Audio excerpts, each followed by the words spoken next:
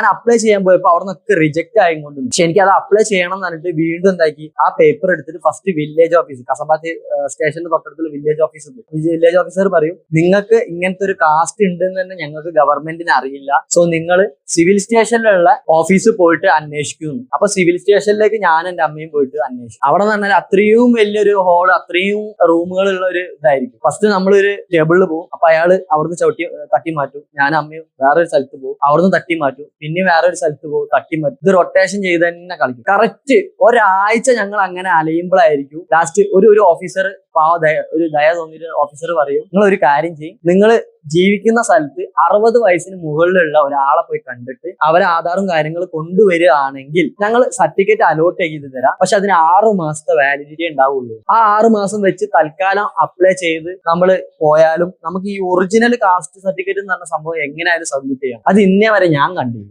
അങ്ങനത്തെ ഒരു സൊസൈറ്റിയാണ് ഇപ്പോഴും നിൽക്കുന്നത്. ഇപ്പൊ എന്ത് മാറി, ഇപ്പൊ ആളുകൾ എന്താ പറയാ മാറ്റി ചിന്തിച്ചു. എല്ലാവർക്കും യൂസ്ഫുൾ ആയിട്ടുള്ള ലൈഫാണ് പോയിക്കൊണ്ടിരിക്കുന്നത്.